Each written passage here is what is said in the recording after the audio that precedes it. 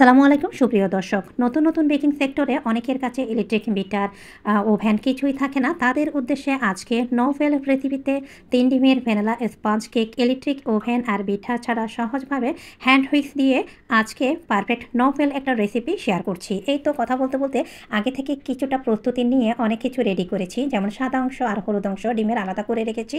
ডিম যদি ফ্রিজে থাকে অবশ্যই ১ ঘন্টা আগে বের করে নিতে হবে। এই যে ডিমের সাদা অংশ দেখতে পাচ্ছেন, সেটা আমি কিছুটা কুসুম গরম পানির উপর দিয়ে মোটামুটি হালকা গরম করে নিয়েছি। এটাই হচ্ছে গোপন টিপস। এতে করে খুব দ্রুত ডিমের ফোমটা পারফেক্টভাবে রেডি হবে। আর হাতে নিয়েছি একটি হ্যান্ড হুইক্স। সচরাচর এই হ্যান্ড হুইক্সটা খুবই কম দামে, যারা নতুন নতুন এই সেক্টরে আছেন তারা একটা অল্প দামে কিনে নিতে পারেন। এইবার আমি চিনি দেওয়া ছাড়া শুরুতেই কয়েক সেকেন্ড, মানে 10 থেকে 20 সেকেন্ডের মতো এইভাবে একটু ফেটিয়ে নিচ্ছি। এতে করে কিছুটা ক্লাউডি ভাব চলে আসবে, মানে কিছুটা ফেনা ফেনা হয়ে আসবে।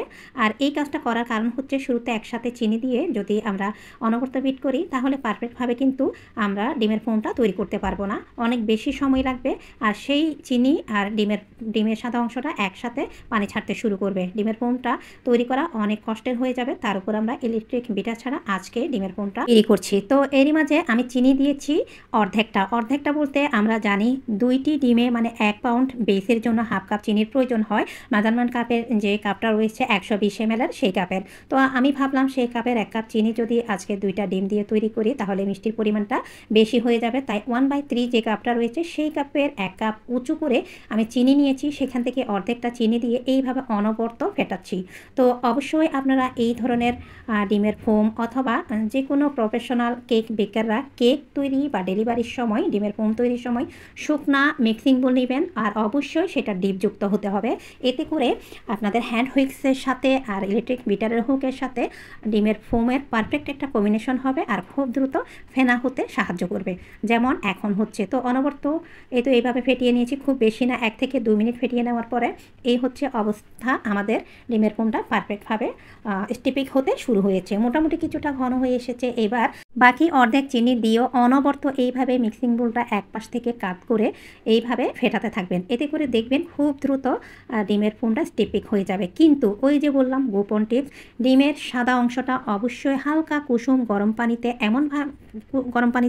গরম করে নিতে হবে, যাতে করে ডিমের সাদা অংশটা পারফেক্টভাবে গরম হবে কিন্তু সেদ্ধ হবে না। তো সেই টিপসটা যদি ফলো করেন তাহলে আপনাদের খুব দ্রুত, সময় কম লাগবে, কষ্ট কম হবে, আর ইলেকট্রিক বিটার ওভেন কিছুই লাগবে না। হ্যান্ড হুইক দিয়ে পারফেক্টভাবে ডিমের ফোম স্টিপিক করে পারফেক্ট স্পঞ্জ কেক তৈরি করতে পারবেন। আলহামদুলিল্লাহ মোটামুটি আমাদের 80% পর্যন্ত স্টিপিক হয়ে গিয়েছে। যদি হাত ব্যথা করে সেক্ষেত্রে কিছুটা রেস্ট নেবেন মিনিট খানেকের মতো, কিন্তু খুব বেশি সময় 10 মিনিট 15 মিনিট হ্যান্ড হুইক্স রেখে তারপর যে আপনারা আবার ডিমের ফোম তৈরি করা শুরু করবেন সেটা করা যাবে না। এতে করে কিন্তু শুরুতে আপনার অর্ধেক পরিমাণ ডিমের ফোমটা স্টিপিক করেছেন সেটা পানি ছাড়তে শুরু করবে। এই তো অনবরত এইভাবে করতে থাকবেন। আলহামদুলিল্লাহ এই টিপসটা ফলো করার পরে খুব দ্রুত চিনি যেমন ডিমের ফোমের সাথে মিশে গিয়েছে, তেমন পারফেক্টভাবে ডিমের ফোমটা স্টিপিক হয়েছে। আর পাশাপাশি আমার খুব যে বেশি হাত ব্যথা করেছে এমনও কিন্তু না। ইনশাল্লাহ আমি সময় সুযোগ বুঝে এই টিপসটা যারা নতুন এই সেক্টরে আছেন, যাদের কাছে ইলেকট্রিক বিটার নেই, তাদের উদ্দেশ্যে লাইভে এসে এই নিয়মে টিপস সহ আমি স্পঞ্জ কেক চুলায় তৈরি করব। তো মোটামুটি স্টিপিক কিন্তু হয়ে গিয়েছে। এখন আমি 4-5 থেকে মাঝে এনে আর একটু বিট করব। 4-5 থেকে মাঝে এনে অবশ্যই কাজটা করতে হবে। সেটা যদি আপনারা ইলেকট্রিক বিটার দিয়ে ডিমের ফোম বা ম্যারাং তৈরি করেন সেক্ষেত্রেও করতে হবে, অন্যথায় যদি আপনারা হ্যান্ড হুইক্স দিয়ে করেন তারপরেও কিন্তু করতে হবে।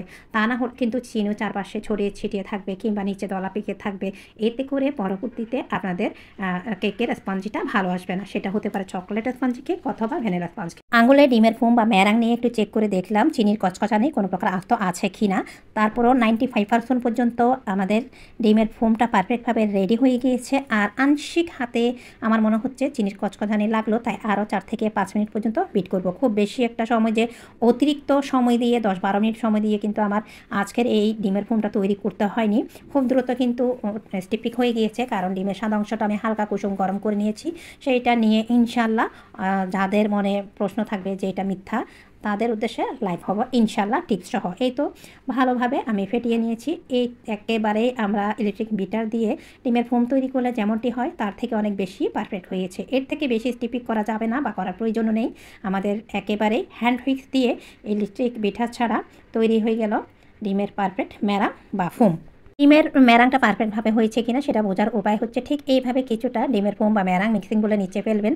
কিছু সময় থেকে মানে স্টে থেকে যখন ডেবে যাবে তখনই বুঝে নিতে হবে ডিমের ফোমটা একেবারে পারফেক্ট। এই যে এখন দিয়ে দিলাম ডিমের হলুদ অংশ, তখনও কিন্তু স্টে রয়েছে। আমরা হ্যান্ড উইক্স থেকে যে ডিমের ম্যারাংটা মিক্সিং বলে রেখেছিলাম সেটা এখনও কিন্তু স্টে আছে, তার মানে আমাদের ডিমের ফোম বা ম্যারাংটা একেবারে পারফেক্ট। হলুদ অংশ দিয়ে এইবার দিয়ে দিচ্ছি কিছুটা ভ্যানিলা এসেন্স, মানে হাফ চামচ পরিমাণ ভ্যানিলা এসেন্স দিয়ে এইবার আমি বোতলটা একটা সাইডে রেখে দিচ্ছি।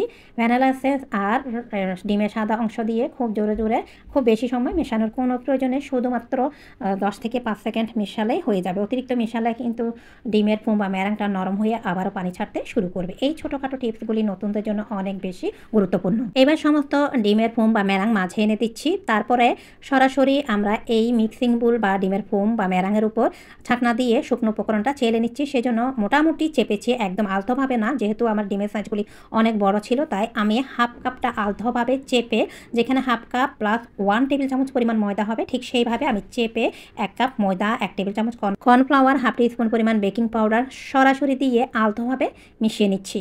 যদিও অফ স্ক্রিনে আমি যত রকম কেক বানাই খুব দ্রুত মেশাতে পারি, কিন্তু এরও কিছু টেকনিক আছে যে টেকনিকগুলি কিন্তু নতুনরা বুঝতে পারে না। তাদের উদ্দেশ্যে হালকা ফাস্ট ফরওয়ার্ডে রেখে তারপর শুকনো উপকরণ এইভাবে মিশিয়ে নিচ্ছি।